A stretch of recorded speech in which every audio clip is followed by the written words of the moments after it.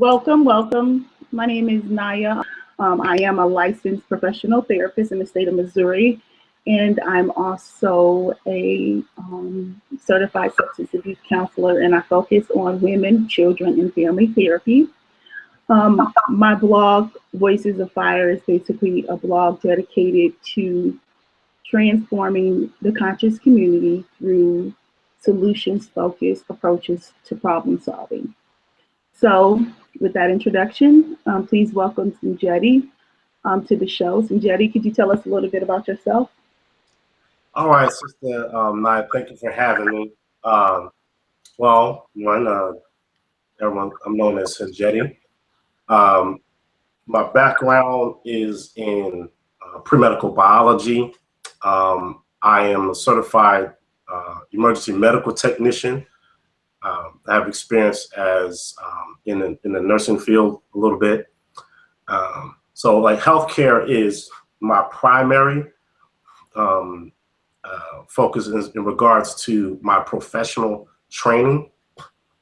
So scientific thinking, or thinking objectively for the health of a person, is something that I'm very engaged in.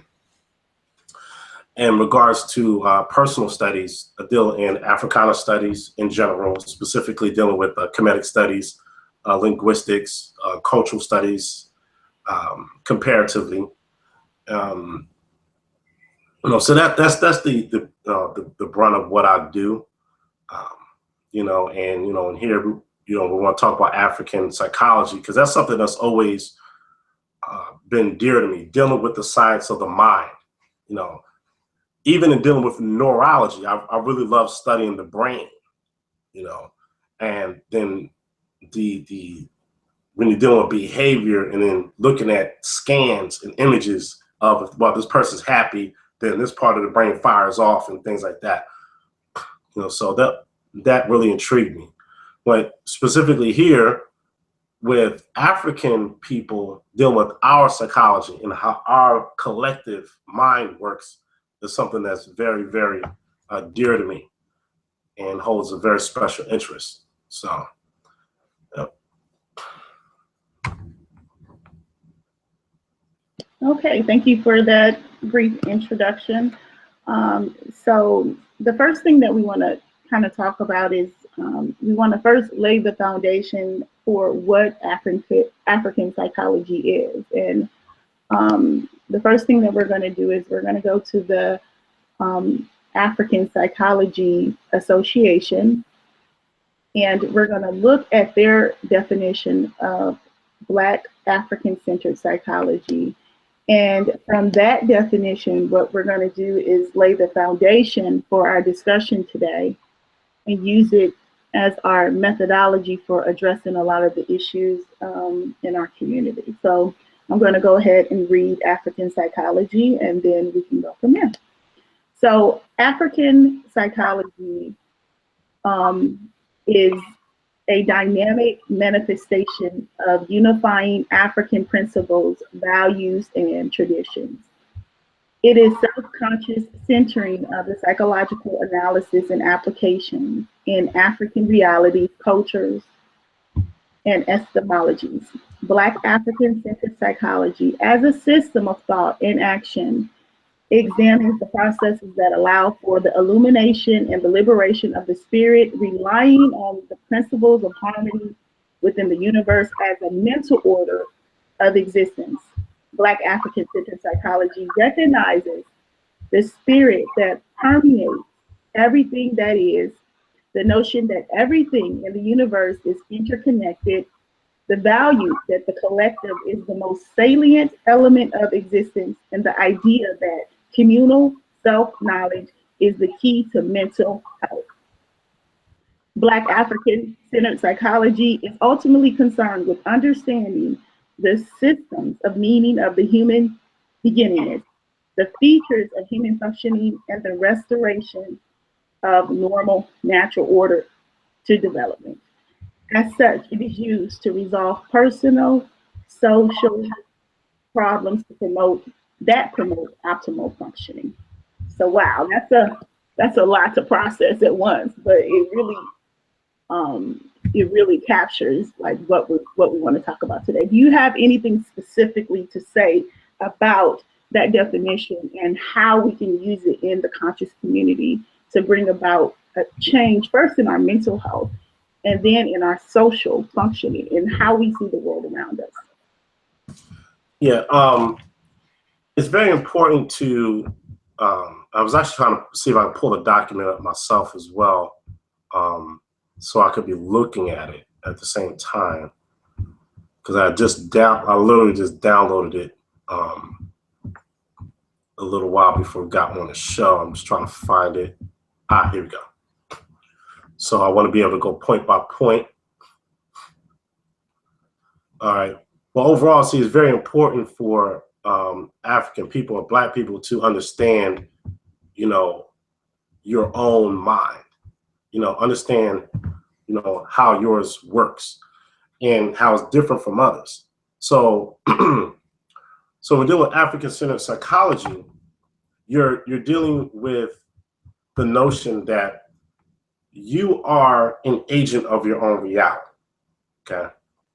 In other words, you are a progenitor of the African mind, rather than you get your information from outside sources or outside people who are not African, who are looking at you and marginalizing you as if, you're an object, okay? And objectifying, okay? Or taking out the organic reality of the human mind or the African mind. So we have to reorganize and understand that we are holistic in our organism of thinking, okay?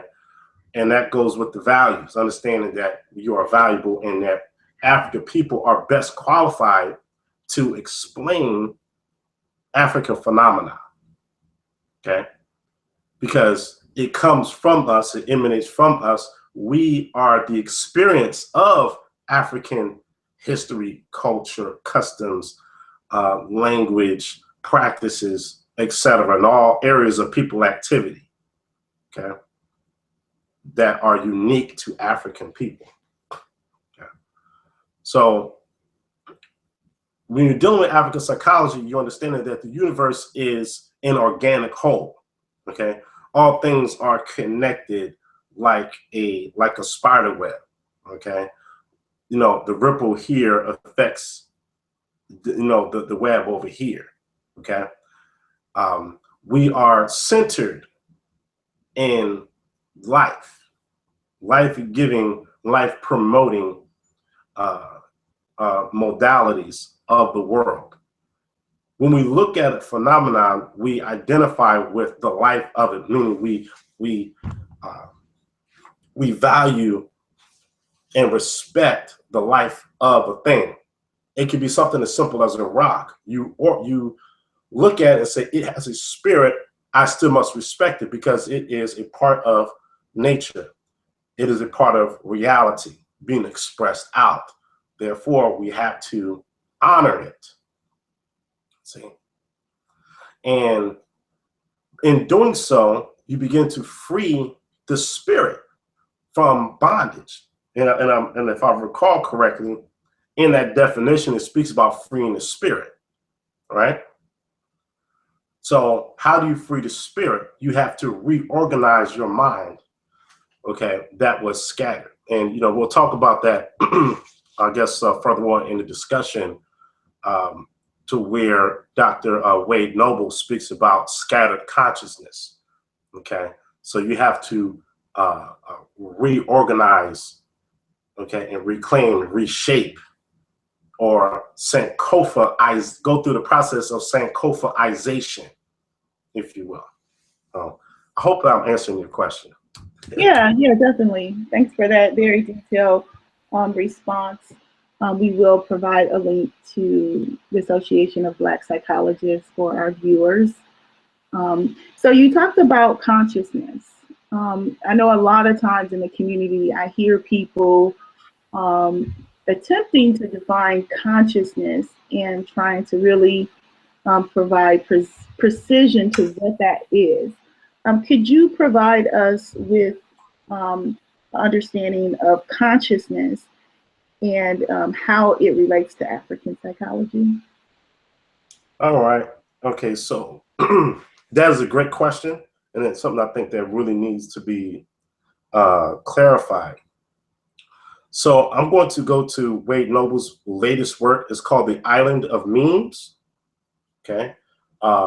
Haiti's Unfinished Revolution.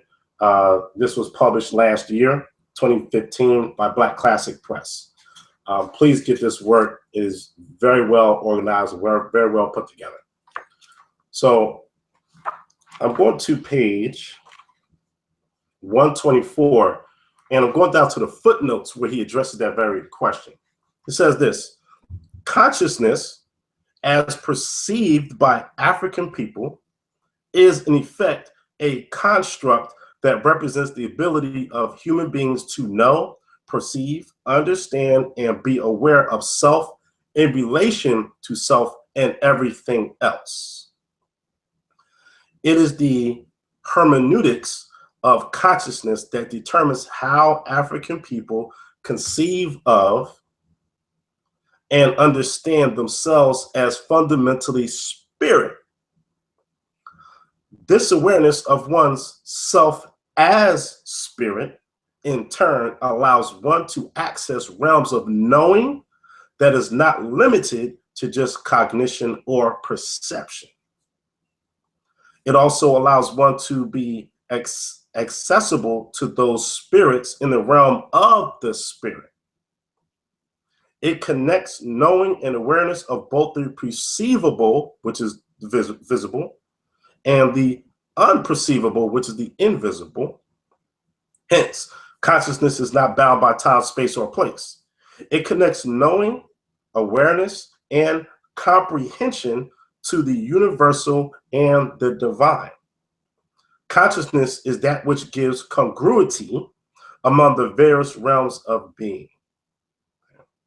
And then here he gives a reference, say, sees shattered consciousness and fractured identity. One of his 2008 papers. So, wow, I mean, he said a lot here. You know, he says a lot. Mm-hmm. And well, first, what do you think about that? You know, because I really want to kind of go through the sentences that he's wrote and related to. But what do you think? Yeah, the definition for me, my initial thoughts as you were reading was the perceptive or the perceiving of consciousness. So I'm thinking in terms of how we perceive our consciousness to be in relation to the spirit. I know in psychology, a lot of times the focus is on the tangible, the seeing, the hearing, you know, of course, the verbal.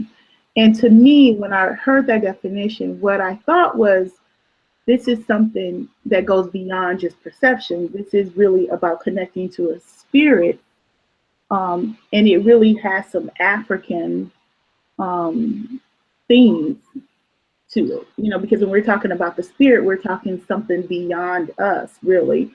But no, I can't say, I don't want to say beyond us. I want to say when we're talking about African spirituality, we're talking about something that is connected to our culture, connected to our history, but it's something that we're looking outside of ourselves to kind of connect to. So that's what I was thinking when you were reading. Yeah, I mean, well, it's funny you say that because, you know, I remember when the last time I attended the Temple of Anu, the Kemetic Temple in Newark, Jersey, a point was made by the leadership there that why would we have a problem with spirit being outside of ourselves, right? But see, spirit being outside of you is not an automatic negation of spirit being inside. Okay. You know what I'm saying? So why not? Why can't spirit be outside of us, right? But however, remember in European thinking, if something is one way, it they have this default opposition to something that's different. Mm-hmm. You know, so they have this Greco-Roman philosophy of to be or not to be. Mm-hmm. Definitely. Automatically. So if you say, well, spirit is outside of me, you automatically think, oh, well, you know, Is it African? be inside. Okay. But African modes of cognition doesn't do that. Okay. Because we have what's called simultaneous validity. Okay.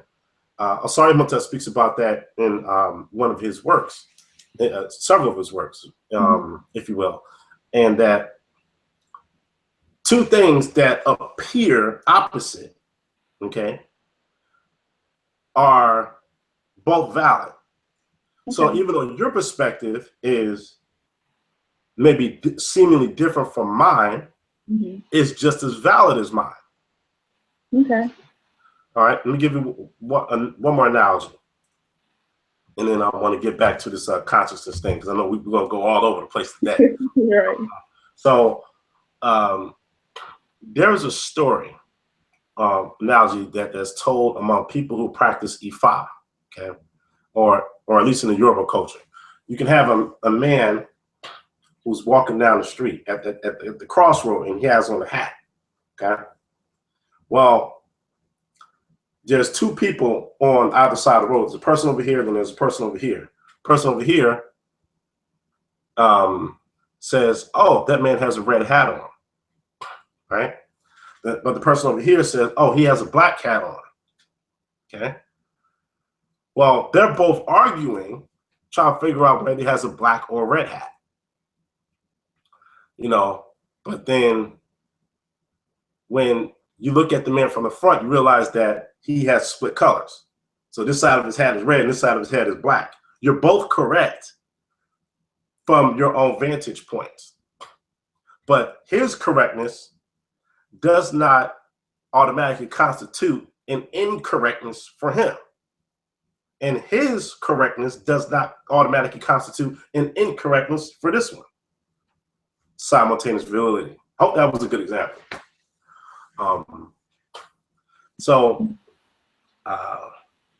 Okay, so it sounds like, you know, with the notion that, you know, kind of everything is everything within our culture. There's no need to set up, you know, the opposites all the time. We can really have a holistic approach to our psychology and not necessarily feel the need to always set opposing views up as something that is intrinsically bad, but it's something that is kind of part of our experience as people. And so we need to embrace that and see things from different perspectives, correct?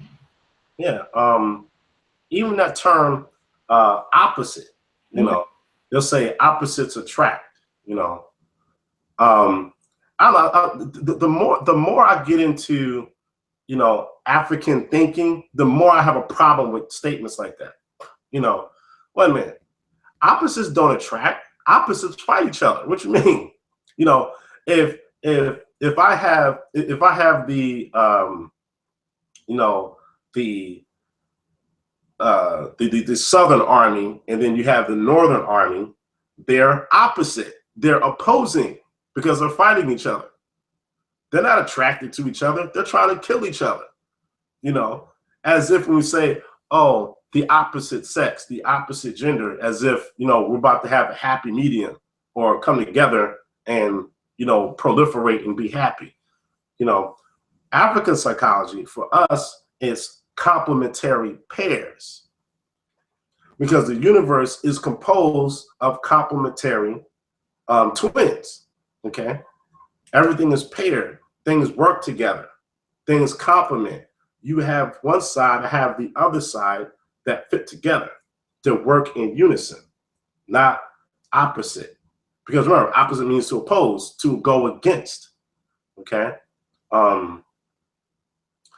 So yeah, if I'm correct, and you go to the etymology of the word, you know, opposite, your pose or your position, your position is against that position. So, you know, words are very, very important. you know, and help to shape our consciousness and expresses our consciousness. Okay. Now, I know this last week there was a lot of talk regarding language in ancient Egyptian and whether or not it can be translated. How important is psychology to language, and what's the connection between psychology and language and culture?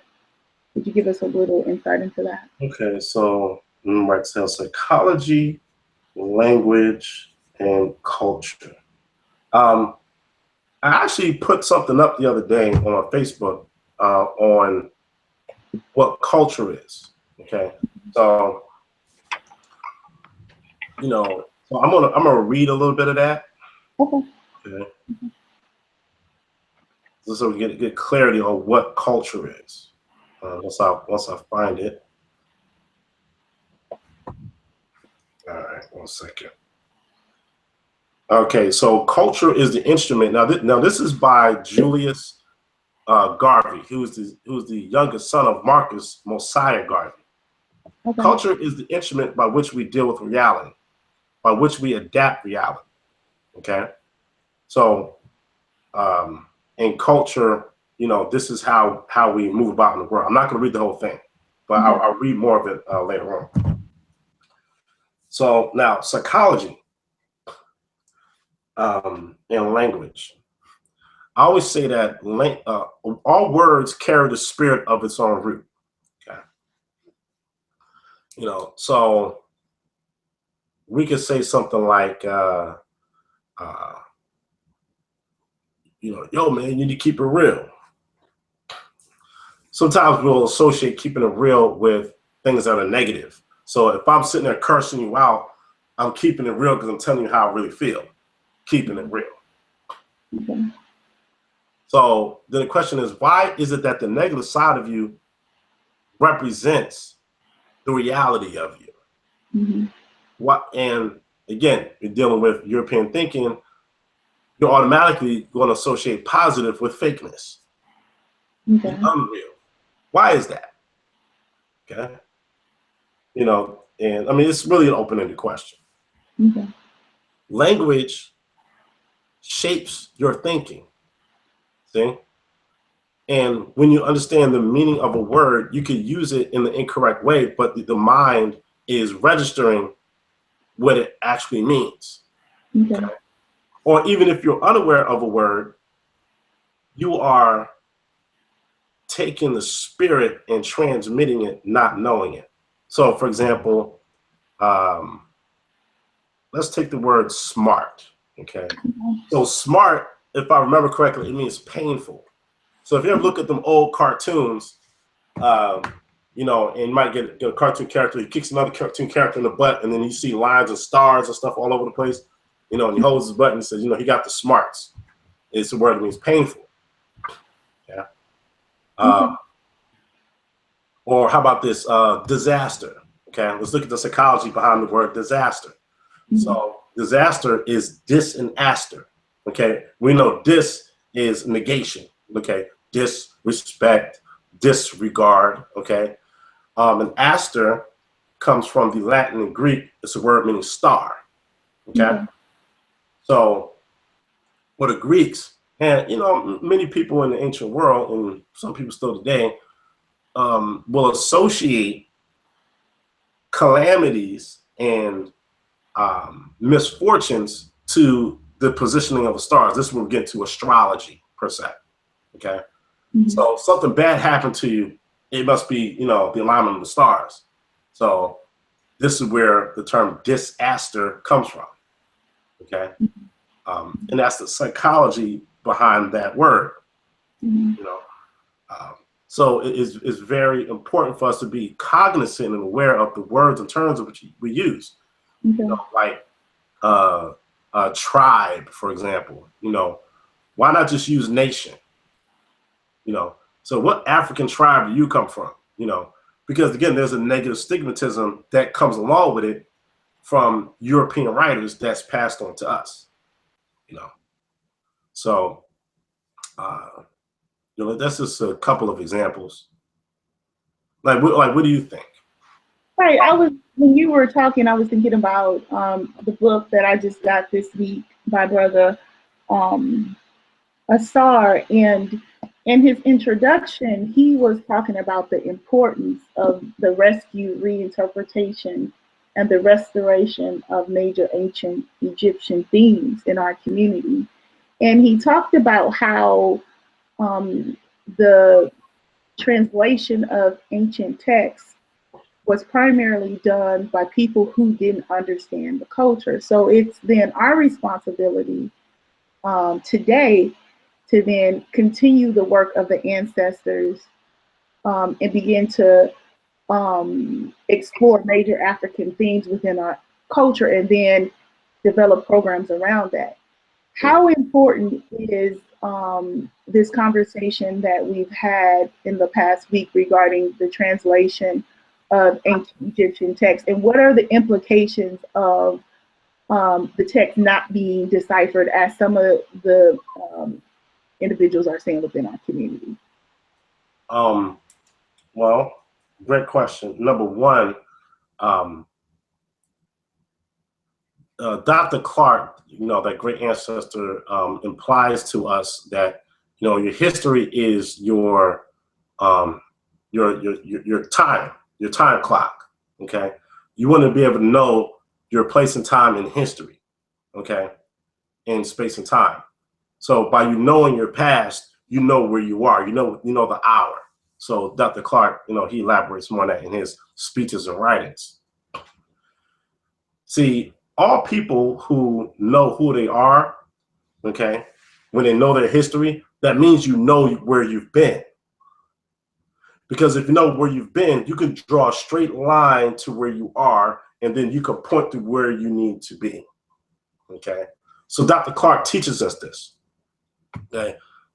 So ancient Kemet, why is that important? Because ancient Kemet has some of the oldest articulated records in human history. Okay.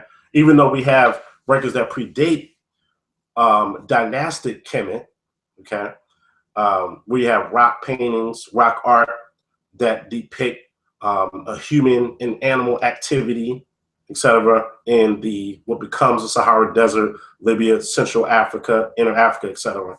Of course, in other places in the world, but specifically we're dealing with Africa and dealing with Kemet. We have records of language written out. So we have this this clear tunnel into the past, our African past. Yeah. And we relate the literature in Kemet to other African cultures, and we find the commonality, okay, in the sense like Sheikh Anta Diop talks about the cultural unity of Black Africa, okay, and that statement, I mean, it holds very true because you have, you know, let's say the concept of an Ankh in Kemet. I mean, even the word Ankh, it's Unuk in Coptic, but you find the word also in the Twi language, all the way in modern day Ghana, okay, is Inkwa, okay, that basically has the same meaning, okay. Even in some related languages, you have Nganga, okay, which has basically the same meaning. These are just different pronunciations or dialectical variations of the same word. It's just that Kemet has the oldest visual representation of this word. But this word, like pretty much most terms you find in any hieroglyphic text from Kemet, those words still survive in African languages right now. Modern Negro African languages, as spoken about by Theophile Obenga, Sheikh Anta Diop, Jean-Claude Mboli, Mubabeke Bilolo, Kipchua Sambu, and a host of many other African scholars from the continent.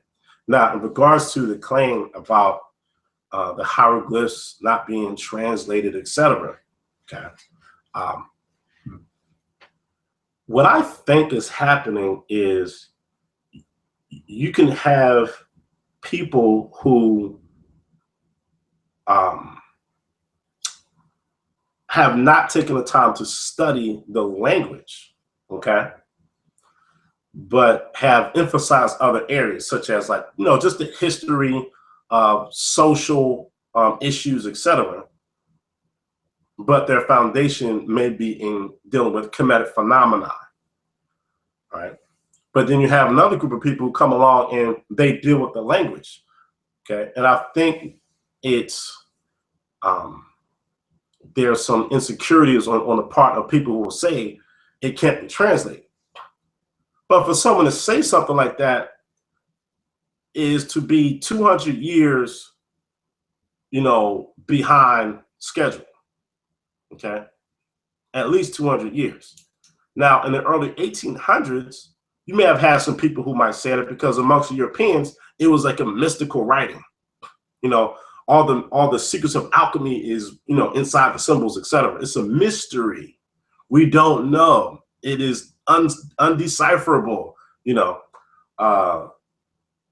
So for someone to say something like that today is the result of delusions, okay? In regards to just Europeans and American academia, it's been translated and continues to be translated for over the past 200 years. And before that, you had people who were speaking Arabic, okay, who were making commentary, correct commentary on the hieroglyphs, such as Ibn Washia in the 9th and 10th century, okay? So, yeah, I think it's very delusional to think such, that it's not translatable, you know, or no one can read it. It's really a question of, can those individuals who are making this false claim, can you do it? The answer to that question is yes, you can do it. You just have to do what everyone else in the world does. Study and take the time, like anything else, to learn it. I mean, I have some more on that, but like, what is your take on it? Yeah, I think like one of the things that I'm noticing within the community, let me get myself in. One of the things that I'm noticing within our community is we seem to have some fixed beliefs surrounding specific ideas and specific areas. So you use the word delusion, and so when you use that word to me, I'm thinking, okay, this is a belief system that is somehow distorted. And a lot of times I see this within the groups. I see this just talking to people back and forth in chat rooms. I see that in our community, we seem to have some breakdowns in communications and how we view culture and how we view ourselves. One of the books that I brought was one of the foundations that I use is Post-Traumatic Slave Syndrome, Joy DeGroy. Are you familiar with her? A little bit. Okay, go ahead, as you were. Right, and so I do use her a lot because I think that it's important to always have a sound theoretical foundation for helping people to overcome maladaptive patterns of behavior. So if anyone comes into my practice and I have a family and they come in and they say, okay, Nyah, this is the problem. I want to make sure that I'm using sound research to address that problem because I don't want to put myself first. I want to take myself out of the equation and help them based on sound methodology and practices. And I think that Joy does a great job of explaining the condition of Black America. So when you were talking and you used that word delusion, what I reverted to is the theory of post-traumatic slave syndrome. And I often use this theory because I feel that it does a great job of explaining where we are. But if you wanted to kind of compare and contrast post-traumatic slave syndrome, you can do so within the academic world. The DSM, I have the 4, but they have the 5 out. You can do so by looking at the symptomology of post traumatic, post-traumatic stress syndrome. And one of the things that you see within that paradigm is you see dissociation, or the failure to connect to reality. So people within who have this disorder or this condition will a lot of times distort reality to prevent from dealing with some difficult type of experience. So it's a distortion in reality. And the problem with that distortion is that it prevents you from really addressing the real issues that may be prevalent within your life. So, in that, making those connections, do you feel within our community that we're finding it difficult to really address or um, really deal with reality, or if we're too often focused on fantasy because it's easier. It's easier for us to deal with. It's easier for us to connect with fantasy as opposed to the reality of being African and the reality of this particular position condition. I know that was long-winded, but I wanted to kind of set the foundation for what I wanted to say. Dr. Amos Wilson, in one of his speeches called Negro Assimilationist, he talks about how we have African people who are genetically African, but they're not African in their consciousness, where they want to just stay in delusions or fractured realities. Those are not his words, but it's the same sentiment. And this delusion, I think that Dr. Wade Nobles has a great term in his work here. It says Kizungu Zangu, which is like spirit defilement, but it translates as like tornadoes of the mind. Should be thought of as a kind of spirit defilement or damage for African people. Is defilement in the sense of being disconnected from one's spirit, even though one is highly spiritual, and having a sense of not being truly or completely human by internalizing an unchallenged belief in one's human inferiority. It is the profound sense that in being disconnected or spirit damaged, that one being is representative of human nullification and negation. Okay. So what we're talking about, like delusions, we can use this African term from the Bakongo people. It's Kizungu Zangu. Kizungu Zangu, again, is tornadoes of the mind. You're unfocused. You're just all over the place. You can't really connect the dots, etc.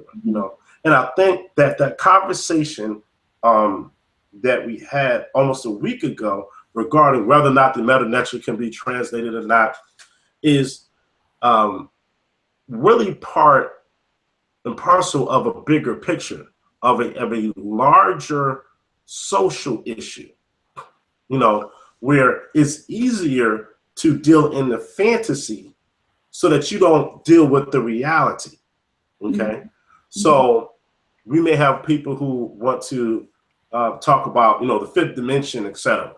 And have whole conversations about that, or projecting 6 billion souls, whatever. I'm just exaggerating a little bit, but or deal with extraterrestrials and grays and how they're in the hieroglyphs. Aliens came down and built the pyramids. It's easier to do that because it doesn't require you to do any critical thinking. Okay. So it's just easier. It's kind of like going to the bar because you have this problem at home. You get off work, you don't want to deal with the problem, so you go straight to the bar and you start drinking and smoking to get high so that you can escape reality. In fact, this is what might be called escapism. Yeah. So I really think that's really what it boils down to. And that happens in many different areas in our communities. Not dealing with metametra. Right. And I often also see that with a lot of people, like with pseudoscience and melanoid theory. A lot of times the focus is on a supernatural type of a supernatural type of ability, and the reality of poverty in our community, of the breakdown in the family, um, single parent homes, the relationships between Black men and Black women. It kind of takes the focus off the community, and then it places the focus on just this fantasy world where we um, are superhuman, and the melanin in our genes somehow gives us an advantage, which is a disconnect from the reality of our existence when you look at all the things that I named previous. So I think that if you ever get a chance to buy this book, Joy DeGroy, and read it, the focus of the book is on healing and really coming up with solutions to the problems of our community. I think that based on the Black psychology definition, it says that Black African-centered psychology as a system of thought and action examines processes that allow for the illumination and liberation. So what are some things that we can use within our community, some African-centered concepts and precepts that help us to kind of move from this stage of fantasy to reality, because I think that is going to be key in the healing process. Well, again, I think it boils down to values. Because see, if you value what's considered fantasy, then many of the efforts, your mental effort is going to go towards cultivating that. If you value reality, then your mind is going to bring things to itself to cultivate that, right? Well, I think we have to demonstrate the beauty of reality, Okay. why it's advantageous. Be an example. Like, okay, I'm a better person, stronger person, more resourceful person because I deal with reality. Mm-hmm. But when I dealt with fantasy, I was losing my job. I was having relationship problems. I was lying to myself. I was stealing from the candy store, all that stuff, right? Mm-hmm. But then you want to show, well, when I do reality, and real effort, here's the results. Okay. Reality equals results. Fantasy equals crap. Okay. Or nothingness. Okay. Or non-resultants. Okay. So that really has to be shown. And in a sense, sometimes I would say you got to make reality look cool too. You got to give it some type of appeal, Right. And even with dealing with African phenomenon, okay, if I'm going to wear African dress or clothing that has African themes on them, if I truly value it, you're going to take care of yourself. Wear it with pride. Like, for example, like this shirt here. If this comes from Nubia Designs, the brother Imhotep, okay, has the deity Ptah on it, etc. Okay. You can say that this is a hot shirt, right? I got the design on the back. You know what I'm saying? It's killing.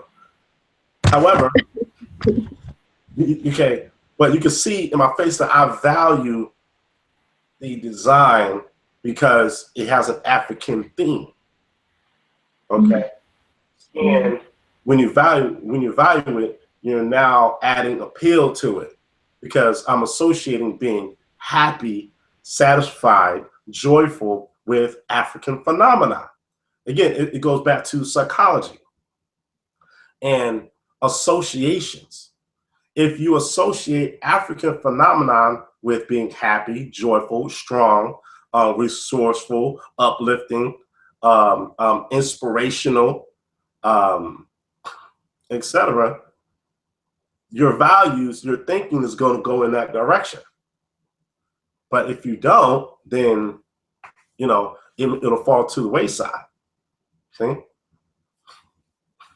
Yeah.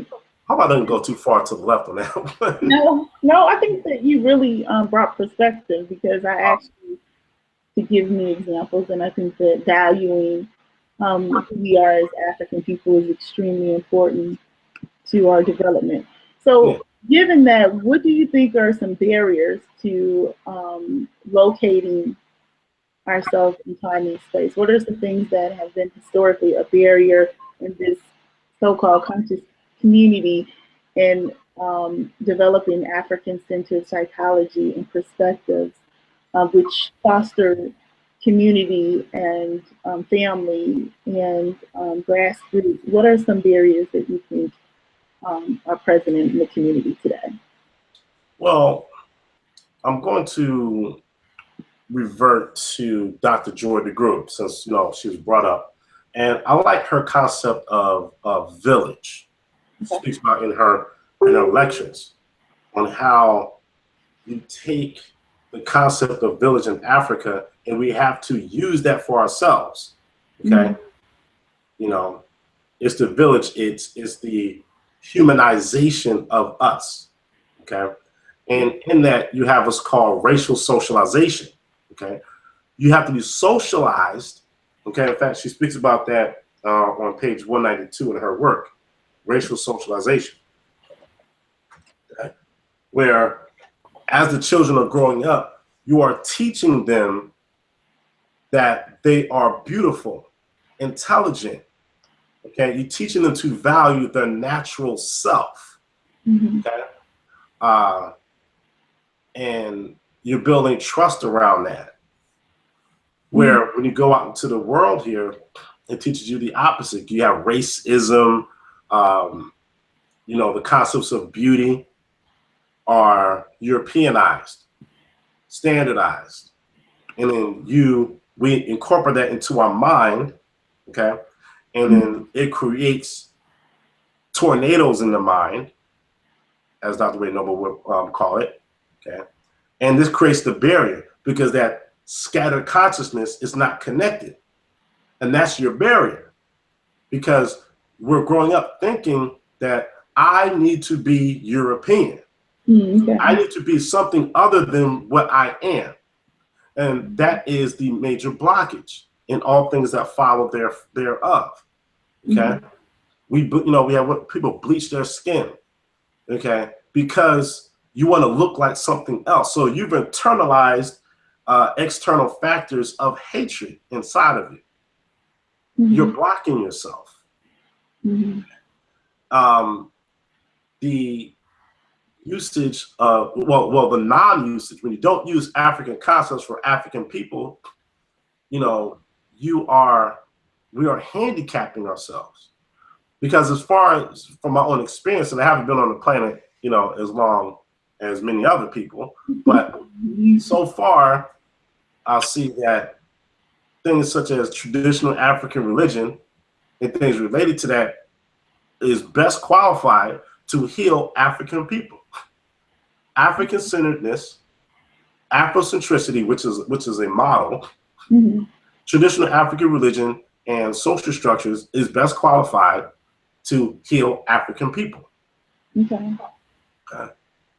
So the desire. So again, what's blocking us is the desire, the misplaced desire to be something that you are not, to try to be invisible to the rest of the world. Saying, I am not Black, I'm just a human. Okay? Again, the psychology of words. You say, I am not Black, I'm just a human. So when you say the word just, you are now reducing yourself. Mm-hmm. or reducing the importance of it, of a set phenomenon. You say, "Oh, wow, what was that noise? Oh, it was just something that just fell over there." Mm-hmm. You reduce the importance of it. There's no need for you to get afraid. It's not real danger. It's just, my pencil fell on the floor. Okay? I'm not a black man. I'm just a human. See? Mm-hmm. You reduced yourself, not even knowing it. I'm Mm-hmm. just a person. I'm just an American. Okay. Yeah. Yeah. Thank you. Thank you for that perspective. I wanted to know, because I've been reading my aunt and a lot of the University of Kemet Press books, like for the past month, and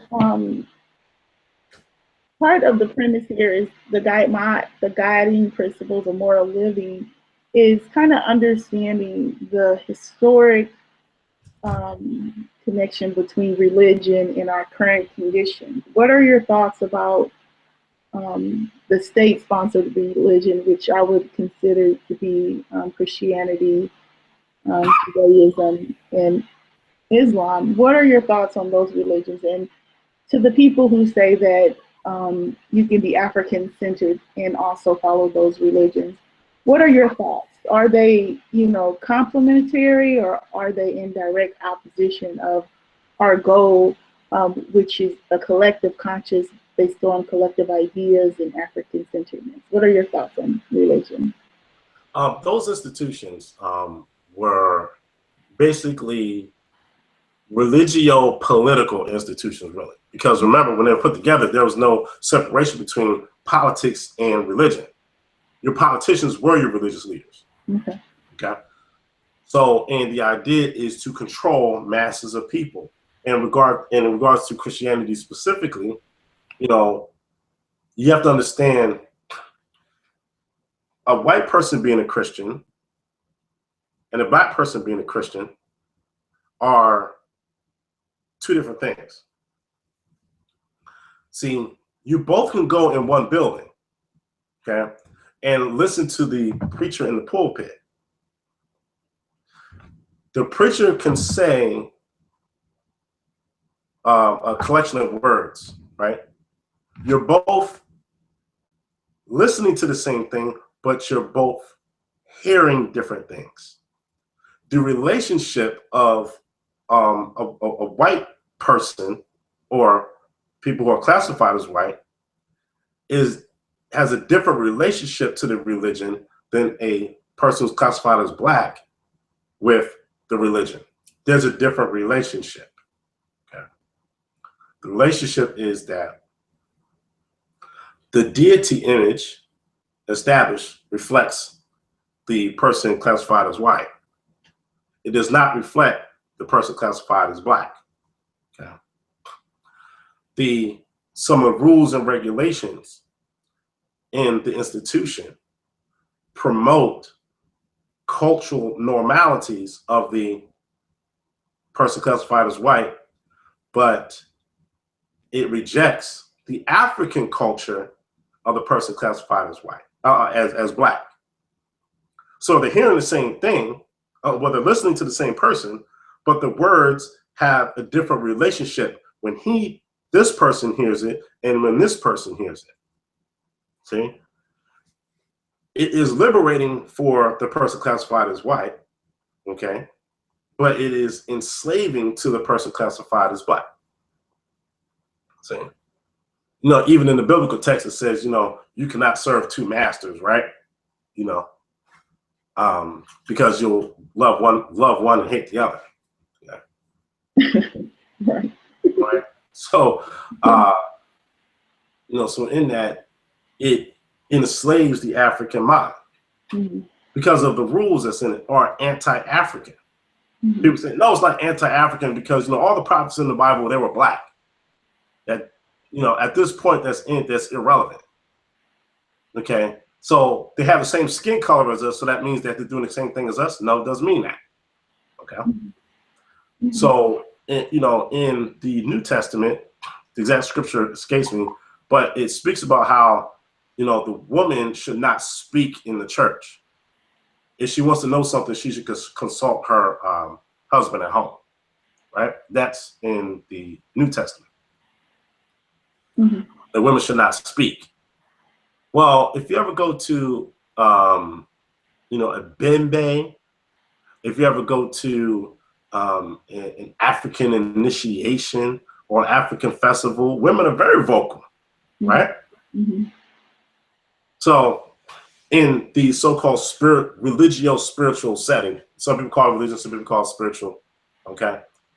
So New Testament biblical text says women should not speak in the religious setting. Mm-hmm. African culture gives women their rightful place to speak. It's opposing this. African custom, anti-African. See, because again, people will have these round, these circular arguments. They're not giving, the parallels and contrasts, going down.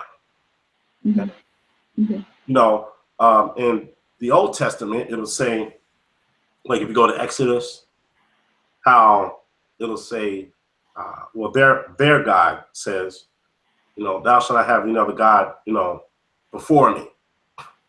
Okay. You shall not make any engraved images above the earth, in the sky, on the earth or beneath the earth, or under the sea, etc. In other words, what you just said is don't use your artistic skills. African people are very animate and using artwork to depict their reality, things they value, right? So we make statues all over the place, from East Africa. In Kemet, we make lots of statues. In Kemet, we wrote on everything. In West Africa, we even though we use more wood than Kemet uses more stone. In West Africa, there's statues all over the place. No engraving images above the earth, on the earth, or beneath the earth. We make images on above the earth, birds, on the earth, cattle, fish. Anti-African. Mm-hmm. Okay, is telling us not to use our culture. So again, let's go back to the point. I don't want to belabor it too much, but I just want to give us two examples. Again, the preacher in the pulpit, Mm-hmm. he says some words. Mm-hmm. The person classified as white, well, or is listening to the same words, but the relationship is different. It's liberating for him. The person who is African, who grew up in his culture, it denies him his culture. Therefore, it's anti-African. Mm-hmm. So, and you can pretty much, apply that to, even Islam, etc. It's anti-African, and people who would say that, well, Islam is African. My question would be, well, if it's African, then why is it that Islam conflicts with every single traditional African religion or tradition, if it's actually African? Yeah. I mean, there's other critical questions that can go along with it, but. Mm-hmm. Right. Okay. Now, what was your second question? Bring your second question again. In relation. Okay. Oh wait, here I am. So I'm off. Okay. So the second question was related to. You know what? I think you answered both questions. I think that the question was centered around religion and the impact on our African consciousness and our mind and behavior. So I think you covered it well. So you essentially said that basically those religions had both a religion component as well as the political component to them, and because of that, the culture specifically embraced a non-African type of ideology, and so therefore, when we get involved in these religions, what we're really doing is promoting anti-African psychology and perspective. That's what I got from it. Am I accurate in that, or did I? I mean, yeah. I mean, your perspective is just as valid as mine. Okay. But there's enough. Let me give you another point that I think brings things home. So when we go to and I call them the Abrahamic traditions. Now, again, granted, if a person is Abrahamic religious practitioner, you have a right to do that. Not a problem. Okay. Mm-hmm. So let's just say that you go to the Old Testament or the specific Hebraic teachings, right? Mm-hmm. And it gives you a prescription on how to offer, give an offering to their God, Yahweh or Yahweh, right? Or El, which deity they're worshiping at that time. So, you're supposed to, cut the throat, make sure you drain all the blood out, right? Then you take the blood drained body, you put it on top of the altar, which is kind of like an ancient stove, right? Or an oven, right? And then you set it ablaze, right?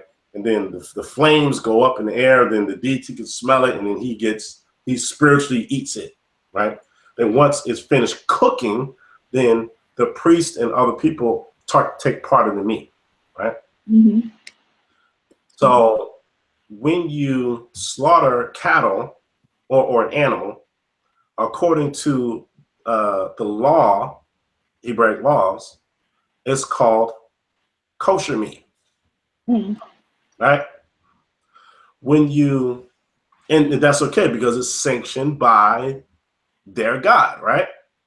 So you go to the store to say kosher meat, kosher bread, etc. It's supposed to be healthy, because they also prayed on it, right? So now I can go to another culture, which is related, and do the same thing, cut throat, and drain all the blood out, take the body, put it on the altar, set it ablaze, put it on the stove, basically made out of wood, set it ablaze, and then I eat the meat after it's thoroughly cooked, right? And I did it according to the prescription of Islamic law, the Quran and Hadith, right? It's called halal meat. I mean, you did the exact same thing that this guy over here did, the Hebraic law, exact same thing. And they prayed over it, so now it's okay. Right. So, and then in the Yoruba culture, during a religious ceremony, just like these other guys over here, Hebrews and Muslims, right? I take an animal, I drain the blood out, put it on an altar, cook it, and then bring it off, and then you pray over it. And make sure that that the spirit takes of the spiritual component of the meat, and then everything's all good, right? And that's even called ebo in the Yoruba culture, in Yoruba language, ebo. Linguistically, which related to the word hotep, but then we'll come back to that. Okay. So the first two, okay, so we have 3 examples. So the first 2. It's okay. But this third one is an African. They're doing the exact same thing. But the African is labeled, oh, that's just, voodoo trickery, Or they'll take the word voodoo and use it in a derogatory term, Or they'll label it as bad. Oh, that's devil worship. Animal sacrifice. It gets silly. Like, wait a minute, hold on. You mean to tell me that animals, okay, but there's animal sacrifice all in the Bible, right? In fact, they was about to do human sacrifice, with one of Abraham's sons. He was about to sacrifice his son on the altar. Then the voice, an angel came down and said, oh, wait a minute, don't do that. Get that ram or lamb behind the bushes and bring that instead. sacrifice that. That's animal sacrifice. So it's like these contradictions are just rampant. So really what's happening is when you use the customs of your own ancestors, you are empowering yourself. Because when you deal with ritual, now ritual is very important. Marin Bani speaks about that and let the circle be unbroken. Okay, where you talk about ritual rhythms, because ritual it constantly perpetuates your connectedness to the universe, your historical memory, because ritual is periodic repetition of sacred activities that keep you connected, that you will always remember, right? And these customs are empowering, but people who want to disempower you see you doing it, us African people, copy it because they learned it from us, rename it, repackage it, tell us to stop doing what we're doing, and come over and do the exact same thing under a different label according to their prescription because it empowers them. Mm. See? Mm-hmm. So just wanted to throw that one in there. So again, it goes back into our common theme of the show of psychology. Mm-hmm. You know, what's going on here? Mm-hmm. Right. And psychology is the study of mind and behavior. Mm-hmm. So it's important for us to understand those techniques and those strategies that have been historically used against us to disarm our culture and replace it with a so-called foreign culture that changes our overall perspective. And most importantly, it changes our everyday rituals, which then impacts how we parent, how we our thoughts about education, our thoughts about community. Because Africans, you said earlier, you talked about the going back to the village, going back to that, the idea of the village. Like Africans believe in the village and the community. And so when we've replaced our cultural traditions and our cultural rituals with foreign principles and ideas, it takes away from our own community. And I feel like when you look at the demographics in our community and you go into our communities, you can just walk around and you can see, you know, that the community is kind of missing, you know, something. It's missing that family. It's missing, you know, camaraderie.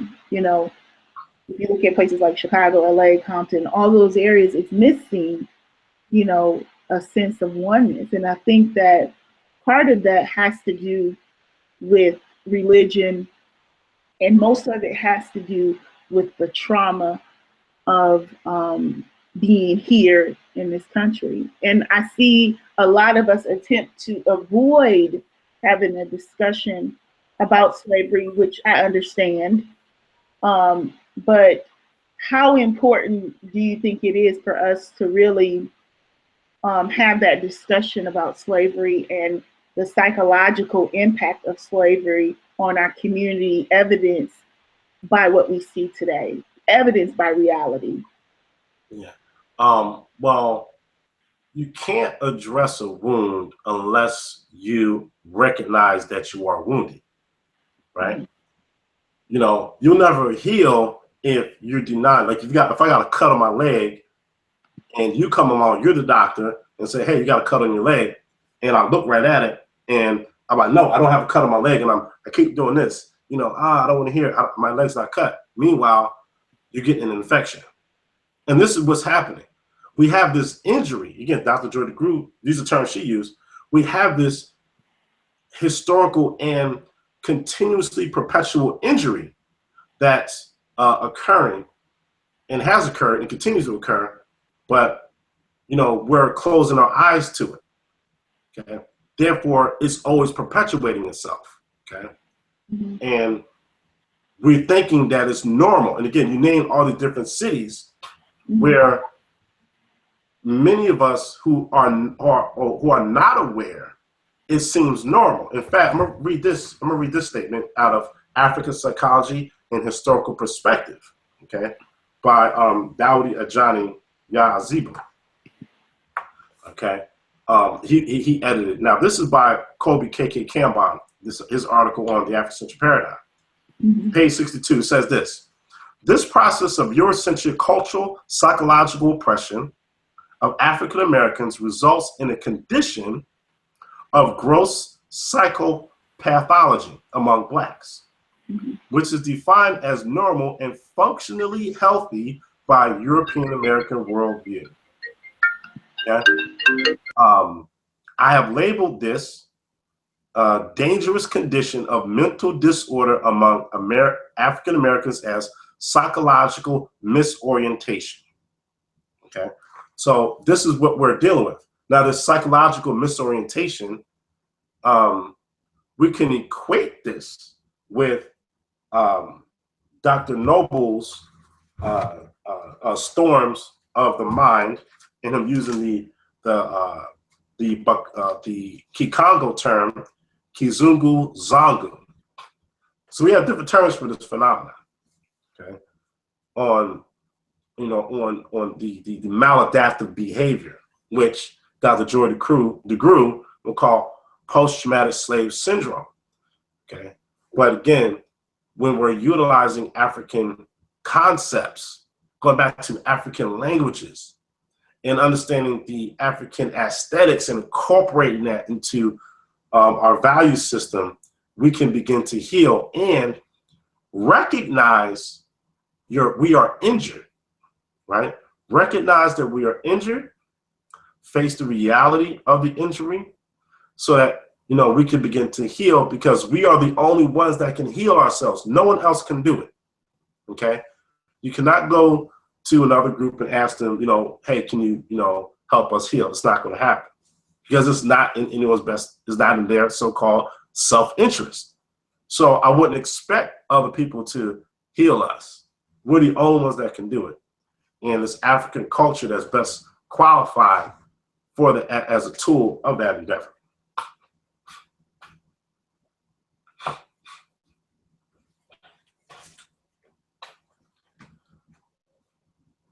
Thank you for that. Thank you, Sonjedi, for that very detailed explanation. I think one of the things that I do is the first step is always the assessment, and trying to determine how to move forward with clients is assessing our community and where we are. What are some of your assessments? Like, where are we and what needs to happen in our community for us to move forward? Because what I find is a lot of people prescribe solutions to problems, but they really don't have theory, they really don't have methodology, but they're prescribing solutions. What do you say about that? And in terms of the Amara Squad, like, what's different about the Amara Squad and how you guys address problems and how you look at solutions? Well, I can speak about just how we deal with each other. When we have questions, problems, issues amongst ourselves, we address it directly with each other. See what I'm saying? And even my friends, even when I'm associate, if I have an issue, we have to deal with it directly. And I think, even though that sounds very simplistic, very simple, but that simple thing, if that permeates into our socialization, if you will, we can get a lot of things done by recognizing where we have, excuse me, where there are shortcomings, and address those shortcomings, but with the intention and objective of problem solving.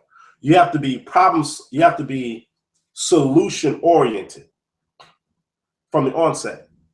If you're problem oriented, then you're going to wallow in the problem. Okay? If you're solution oriented, you approach the problem with the intention of, okay, let's fix this, tighten this up so we can go to the next level. You want to solve it, you know. Well, I think a lot of people are problem oriented, but at the same time, you have to understand the problem. A lot of people don't actually understand the problem. So if you don't understand the problem, then you cannot come to a solution. All right. It's just like saying if your premise is faulty, your conclusion is going to be faulty. That's pretty much along the same lines. Okay. So in dealing with the method or methodology, again, method is a systematic or sequential steps on coming to a conclusion or accomplishing a goal. Okay, that is repeatable. Okay, that's what a method is. We have to be able to have sequential steps that have been demonstrated to work, right?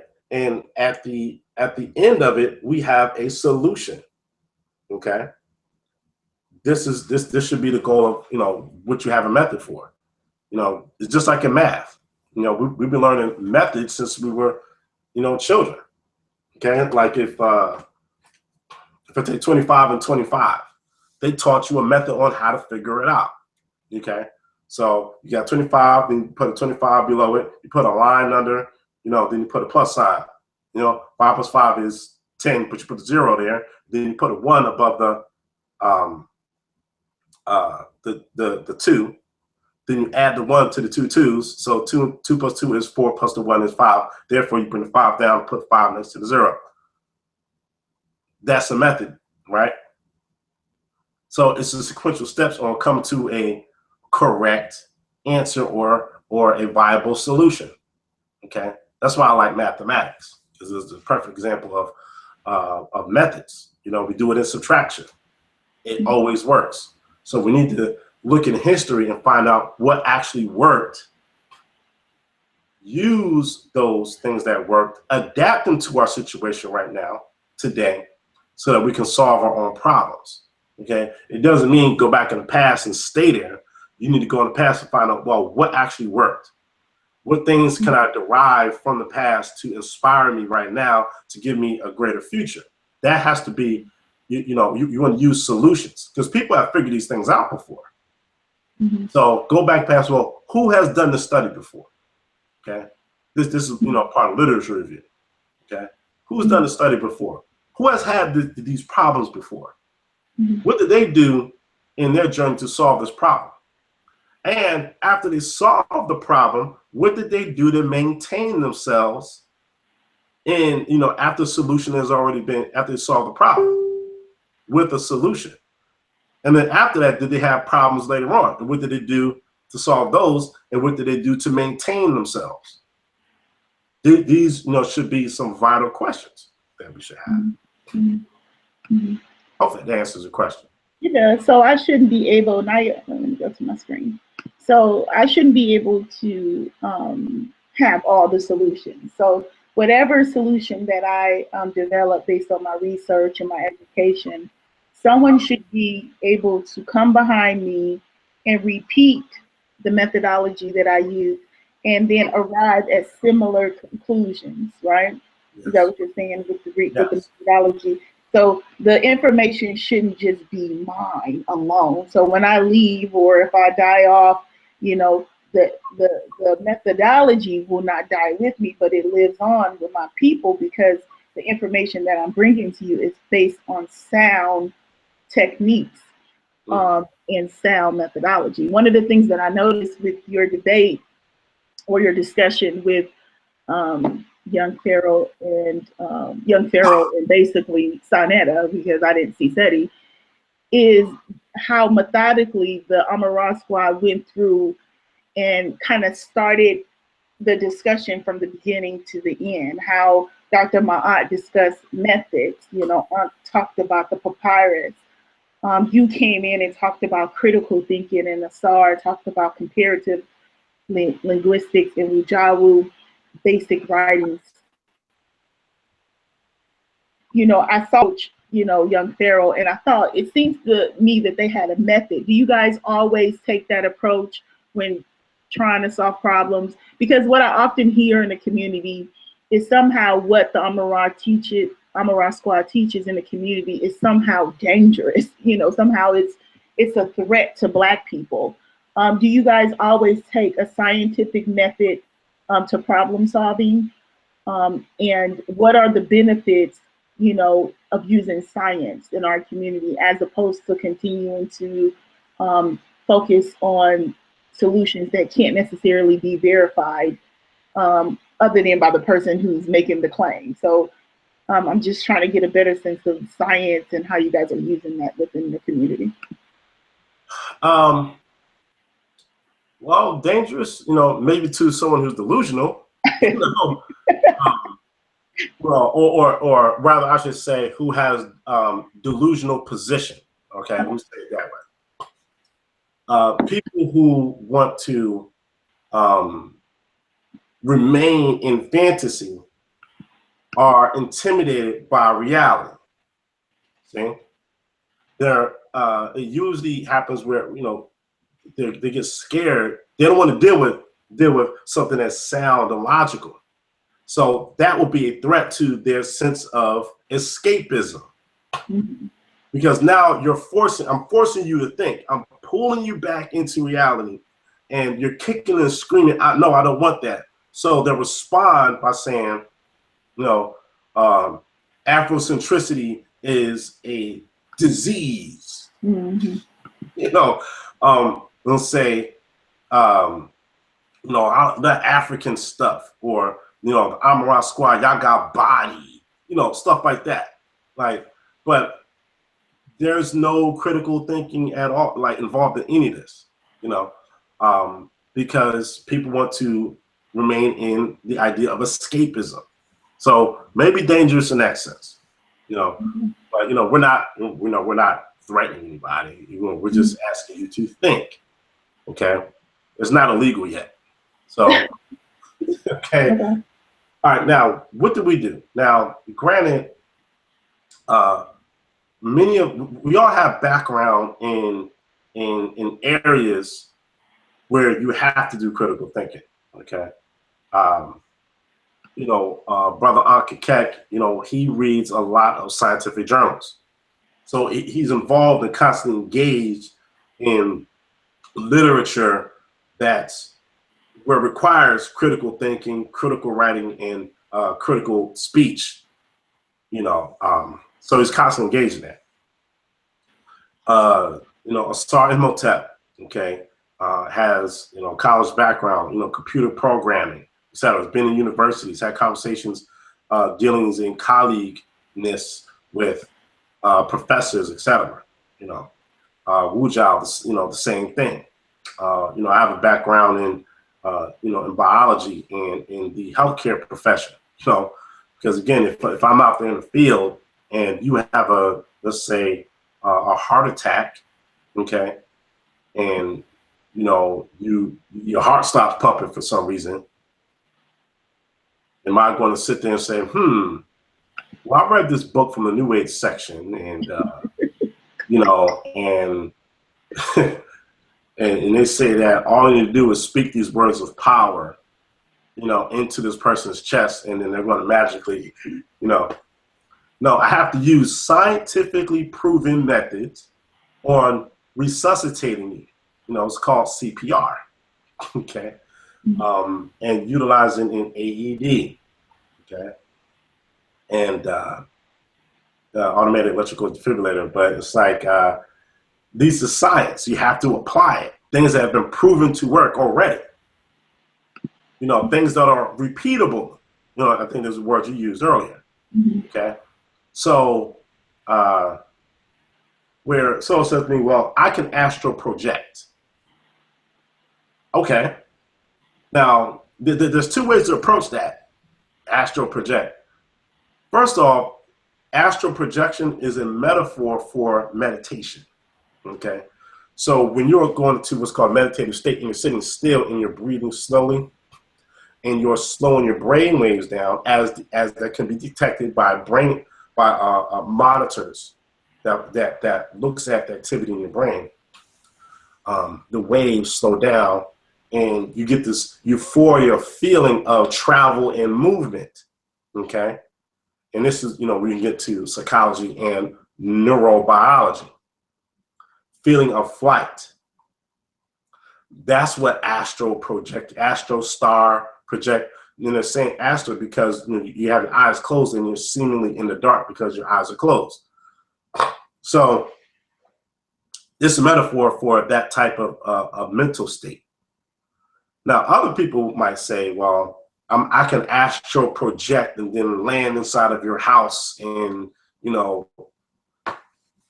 this stuff that they got from the New Age section in Barnes and Noble. Okay, it's simply a metaphor. But or someone might say, well, there's a 6 million year old pyramid, somewhere. Well, show us. And how did that person determine 6 million? That's a big number. Did he use luminescence techniques, carbon dating? I mean, what? Rock erosion rates, something. Show us the data so that we can look at it, and I can go there and I can repeat the test. But anyway, but what we do, including people like Jonathan Owens, again, he's also in there as well, and some other members.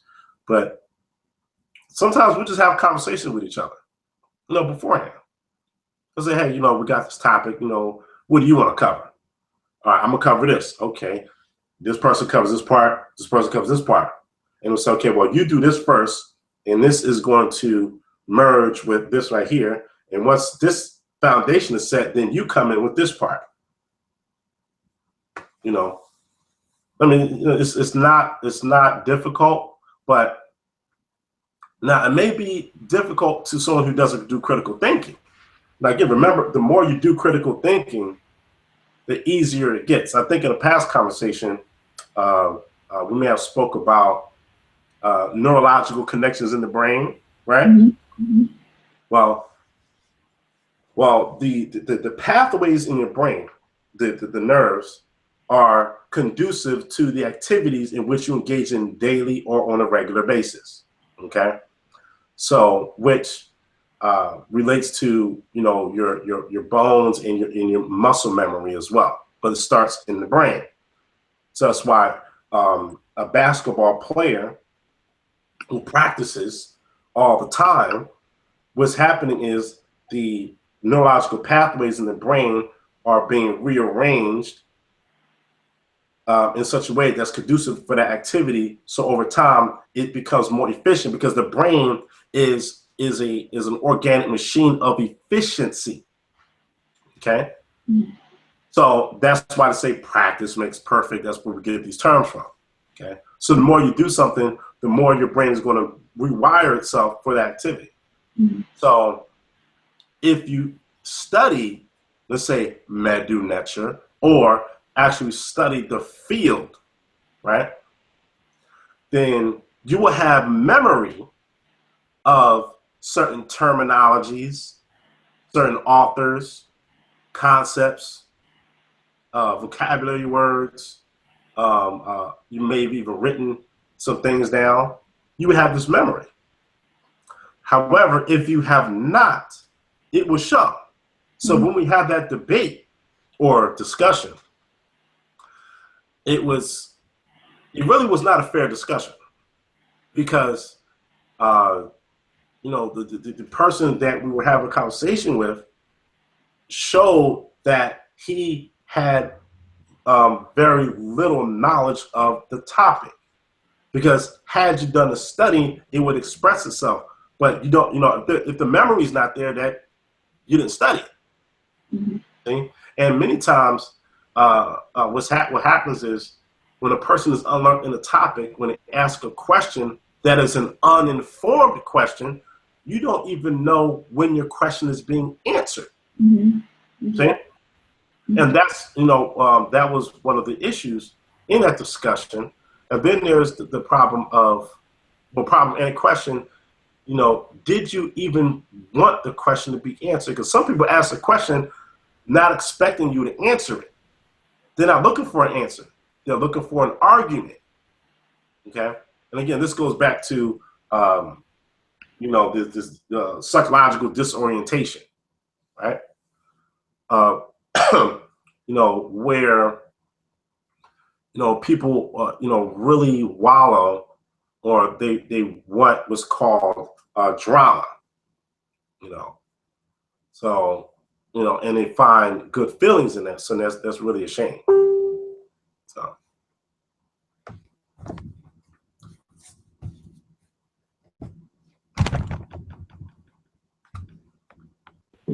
I'm here. Okay. So, with that discussion, I really don't think that the intention was to get the answers. That really wasn't the intention. Based on the evidence only, I can't make assumptions. I can only go off of the reality of what actually happened. I may have some more criticisms of that discussion, but I'll pass the mic to you. Okay. Well, I really would like those stages. Let me go right here. I really would like you to go over the stages of critical thinking, because I thought that it's key to our discussion, because not only are we discussing problems and identifying problems, but we also want to talk about solutions. So could you please give us a brief breakdown of the critical thinking process and what that looks like?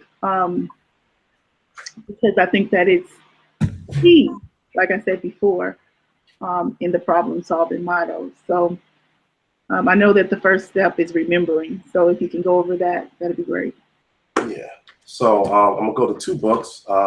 This one is Critical Approaches to Reading, Writing, and Thinking by Baker and Beatman. But I really like the way this is my NCLEX book, for nursing NCLEX. All right. So in order to actually take these exams, you have to critically think. So, for nursing, or if you're taking the MCAT, which is the exam, the entry exam for medical school, things like that, you have to critically think. You can't make stuff up. You cannot be pseudo. So, all right, so I'm going to read a little bit out of the NCLEX, which speaks about the order of thinking skills, and then I'm going to go to this other work. Okay. So here, and this is based off of what's called Bloom's taxonomy, 1956. A classification of 6 cognitive learning levels that range from basic to advanced. The taxonomy was more recently revised in 2011 by a former student of Bloom's. Okay. And it goes down. The 6 cognitive levels include remembering, understanding, applying, analyzing, evaluating, and creating. So in order from the lower order of thinking skills to the higher order of thinking skills. It says this: remembering is the lowest level of cognition and requires recalling information from prior memorization. Let's stop there. So in regards to this discussion that we had, right? Well, where was the recall of information on the topic? Vocabulary words, concepts, charts, some history, etc. Where was that? The conversation is about meta nature, because there's a difference between meta nature and demotic, a very big difference. However, the other speaker, he did not, he didn't express knowledge of that. See? So where's the information recall of, what was memorized? Now, next step. Understanding, the next level, requires explaining ideas or concepts with skills such as locating, selecting, reporting, and paraphrasing information. Can you take the information and put it into your own words? Can you take analogies that are not used in the text or from the teacher and relate it to other things, which will demonstrate that you have comprehensibility of the topic? Okay. Applying, the cognitive level at which it requires using principles to solve or interpret information related to a client's health, etc. or the topic. So now, number one, you know, when you first have to memorize the information about the topic, concepts, vocabulary words. Okay, you have to understand it, so you'll be able to have to put it into your own words. Okay, and then you apply it in order to solve problems. That's where application comes in. Well, the question is, or the statement is, the meta nature has not been translated. Okay, and then the question was, you know, show me step by step how you did it. Okay. Well, if you really perceive that as a problem, okay, we're showing you, we're applying it. Okay. Analyzing, a cognitive level of further increasing difficulty, requires using abstract and logical thought processes that form the basis of, you know, any field. I'm ad-libbing a little bit here. This level of thinking necessitates that a person compare or contrast information, distinguish cause and effect, identify fine differences, and question actions. All right, so that's when you are analyzing. We can pick things apart, because when you say analyze, that means take things apart. Synthesis is when we bring things together. Okay. Evaluating, the next step on the highest cognitive level, involves, for example, the ability to appraise a situation or information and to defend or support a selected action. Okay. So, you know, how do you evaluate a question, a topic, or a field? You have to have a thorough understanding of it first before you can even evaluate. You have to know how to analyze the topic and information in that field before you can evaluate.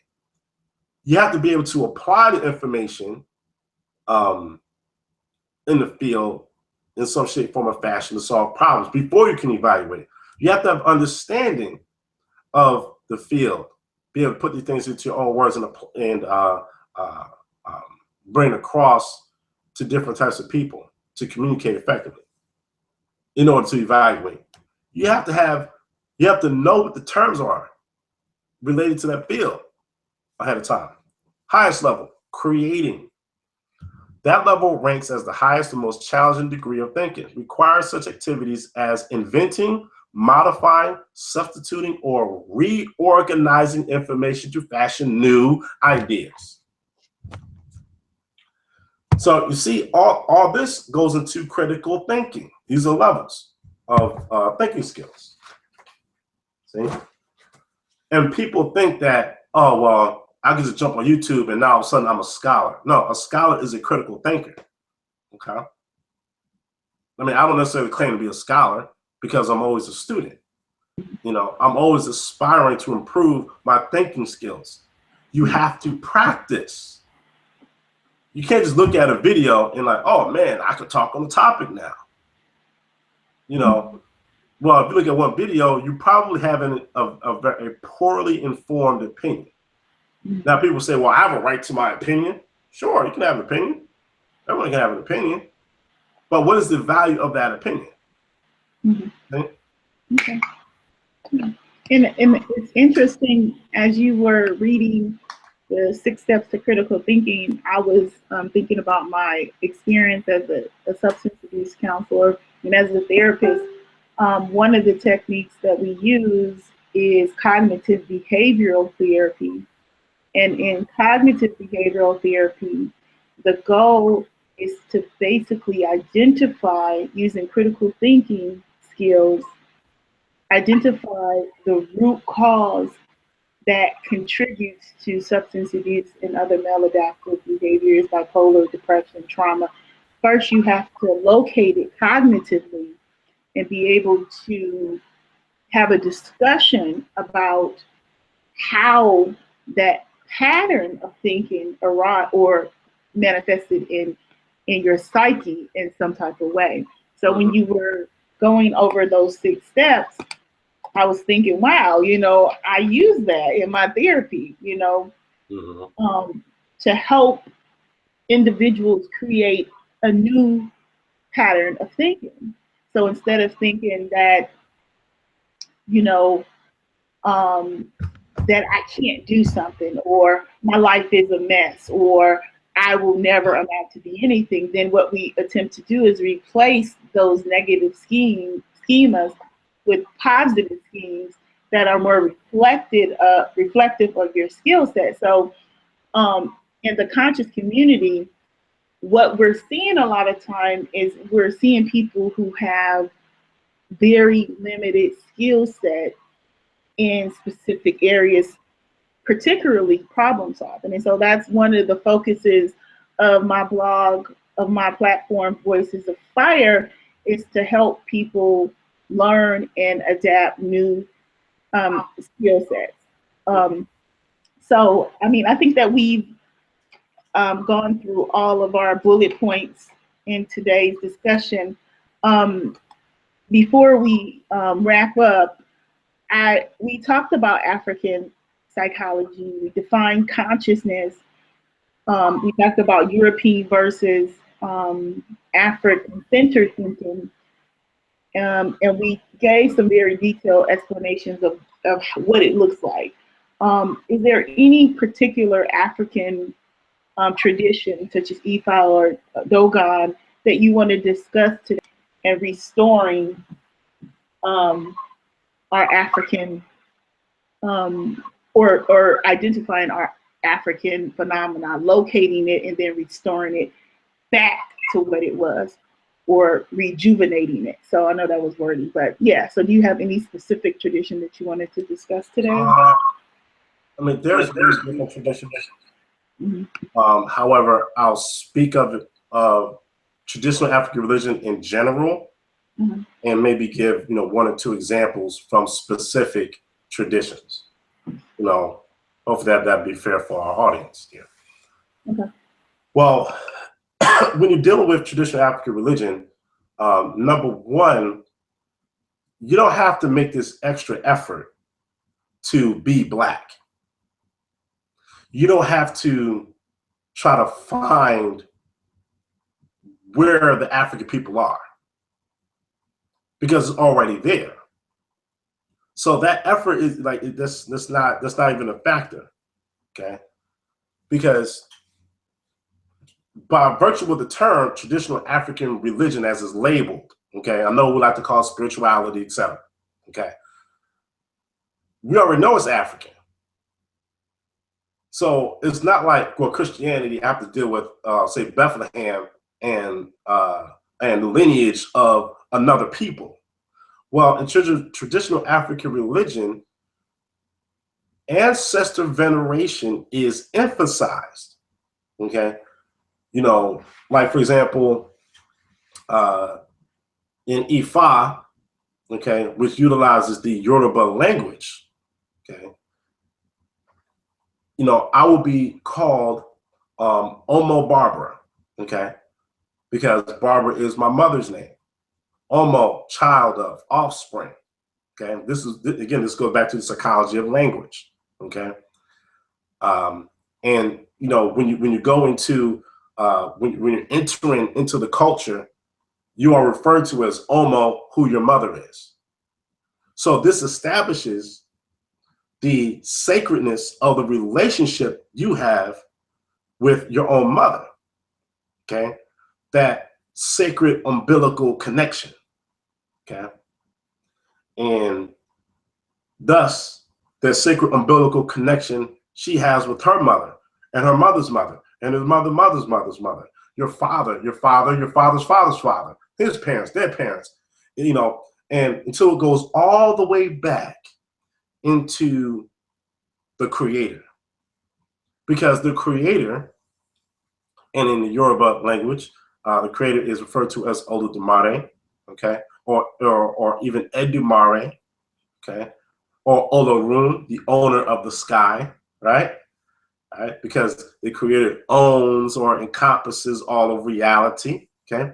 That is our ultimate origin. So the ultimate ancestor is Olodumare in the Yoruba language. The ultimate ancestor is Ama when you deal with the Dogon tradition, okay? The ultimate ancestor is Amun, which comes from the Nubun, or the Nini, the great waters of creation. See? So and again, and this starts from from who you are all the way back, and your connectedness with everything else. Okay, so it establishes or reestablishes that sacred relationship you have with your parents. Okay, where in, let's say, like Islam, if I take my shahada and become a Muslim, if my parents decide they don't want to become Muslim, then essentially I'm sanctioned to cut them off. Okay. And what I mean by that, because people will look at this and say, oh, that's inaccurate. It's, they're not going to heaven, basically, meaning they're in a state of negation. Okay. Where, going back to traditional African religion, we don't do that. Okay. You reestablish the connection with your family line. When you go into these religions, it disconnects you from that family line, and you worship the ancestors of another people. Okay. Even if they're mythological people, it still takes away from you. So, ancestor veneration. Traditional African religion, again, back to the images. Now, let me go to the images. The deities are already black. I don't have to make them black. I don't have to do, heavy research to find the earliest paintings of Jesus Christ and see if I can find a black guy. So you don't have to dip it in chocolate. No, I don't have to dip it in chocolate. Now, granted that these institutions, they utilize elements of African culture to build their institutions. Yes, that's true indeed. It doesn't make it African. Okay? Because if it did, why doesn't it support African phenomena?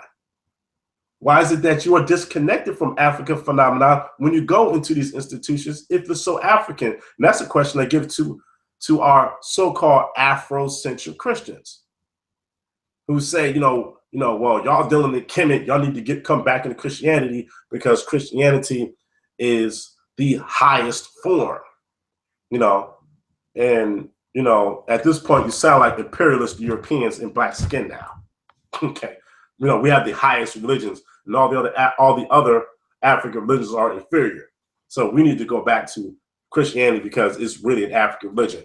Okay, hogwash. It's not an African religion. It stands in conflict with traditional African religion. So, yes. What does it do? Also, traditional African religion, it reestablishes your relationship with nature. Okay? Because, see, now you are re-perceiving, reconnecting the scattered consciousness that you had prior, and it's putting the pieces back together, just like the body parts of Asar comes back together, put back together by his wife, Aset. Okay, it comes back together, it's pieced together, and you look at the ground, the grass. You put your feet on the ground, and you realize that, I want to soak up that energy, right? But see, when you perceive it, the sacredness, importance of the earth, then you are less likely to pollute the earth. See? When you look at the sacredness of plants and know that, we exchange life, we are like the tree outside is a partner to me, because when I inhale air, which contains oxygen and nitrogen, it's not just oxygen in the air, you have nitrogen, oxygen, and other things, right? In fact, it's not, the majority of air is not even oxygen, but that's another thing. So you breathe it in, and you go through cellular respiration. Okay, all this exchange in your blood, go through the lungs, and then you you do expiration, and then the trees absorb that which you breathe, that which you exhaled, and it goes through its process, okay, of cellular respiration. Okay, and we are a system because we are partners. Okay. It is like it could be like a mother that feeds me. You see how I'm using terms of family in relation to the tree. Whereas someone who objectifies the plant is like, oh, it's just a tree. It's nothing. I'm about to cut it down and I don't care who, who it bothers. Oh, that's a sacred tree. Oh, that means a lot to those people. So when you read or look at movies like Fern Gully, remember that back in the day? Mm-hmm. Fern Gully, Avatar, etc. There's no respect for nature at all. Okay. So again, it reestablishes that connection. That's what traditional African religion does. Okay. So essentially, you end up respecting the environment, and it's actually healthy for the environment because you're less likely to pollute the water, right? Pollute the earth, pollute the air, because it's sacred. Wow, that was fire. That was profound, brother. I mean, I really felt that inside. So thank you for that. So we're gonna wrap up, but before we do, we have a question from one of our members in a chat room. This is a new platform, so I have very few subscribers. So I thank anyone who comes to listen to me speak. It's from No Love for Thug Life, and he said, "How can we best take away the stigma on African indigenous culture dealing with Black people of Abrahamic faiths and who especially live in the West and some in Africa who look down on African traditions and see it as inferior?" Okay, thank you for that question. It is a great question. I think at the end, in the final analysis, it really has to do with demonstrating the beauty of African culture. See, it's one thing for us to have these, these building sessions, right? But you have to live it. In other words, be the change that you want to see in the world. Okay. For African people, if you want other African people to value African culture, you first must value African culture. And it has to reflect in the way you live, how you conduct yourself, the concepts that you use, your code of conduct. What you wear shows what you value. Okay. And the more people do that, then then it becomes a powerful and empowering endeavor. Okay. The things that you read, okay, the kind of conversations that you have, the vocabulary that you use. For example, in many of my conversations, I like to use African terms. But what I do is I normalize them. And this goes into what Dr. Joy DeGroot speaks about racial socialization.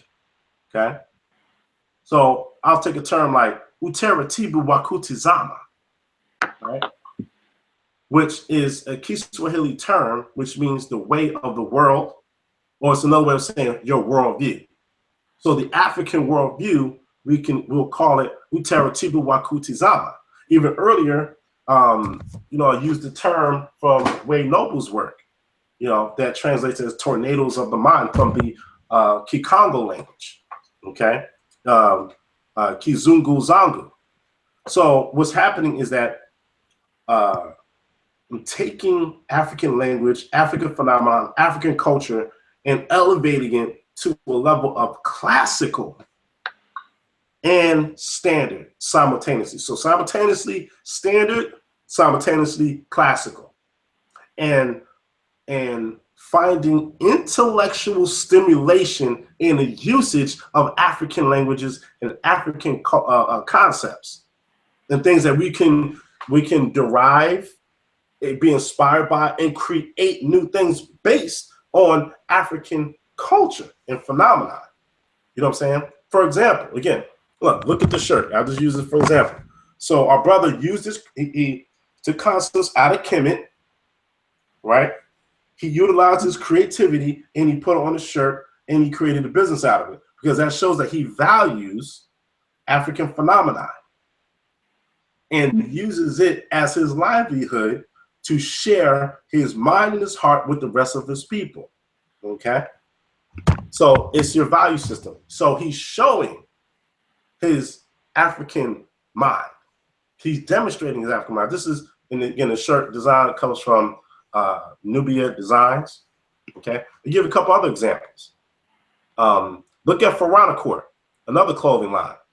All right, he goes to our brother. He goes to different African festivals.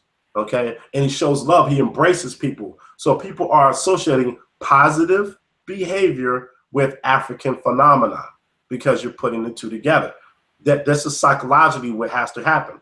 Positive behavior with African phenomena. In writing, you have to write about this stuff. So in this book, Ma'at, the Guide of Principles of Moral Living, the University of Kemet Press, composed of Ife Kilimanjaro, Dekai Kilimanjaro, Yara Aned, and Tagaba Heru, okay? They were inspired by African phenomenon and said, we need to use this to guide our daily behavior and put it into a book form and make a manual. And that's what they did.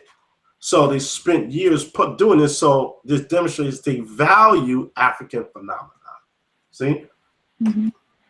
Over there. I hope that answers the brother's question. I don't know if he's posting or brother or sister. I'm not sure.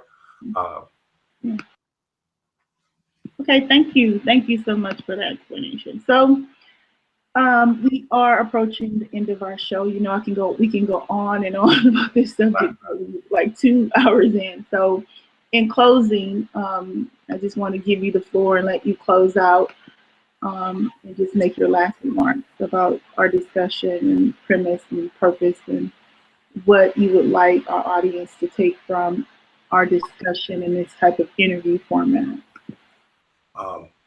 Number one, thank you for having me. Okay, I'm very honored, you know, that you value, you know, my opinion enough to have a show. Thank you.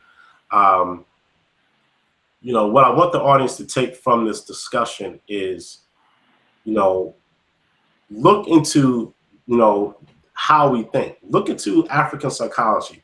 Look into African-centered thinking. So you just go into a search engine, type in African-centeredness. Look up Afrocentricity. Look up these things. Ask some questions. Get into some conversations so that you can get engaged in it, and then you can start to make some changes in your own life. Okay. Look at traditional African religion and find the value in our own tradition. Look into African history so that you can know where you've been, so you can know where you are and how you got there, and you can know where you're going to go. Okay. And have love in your heart. You know, look at your own people with love and admiration and not hatred and disdain. Mm-hmm. Mm-hmm. Okay, thank you. Well, thank you. I mean, my closing remarks to you is I thank you for being on my panel, and I think that you do an excellent job of sparking the conversation about African psychology and really understanding how it impacts us in this community. I just want to give you my blessings and say Hotep to the family and peace and love. All right, Hotep.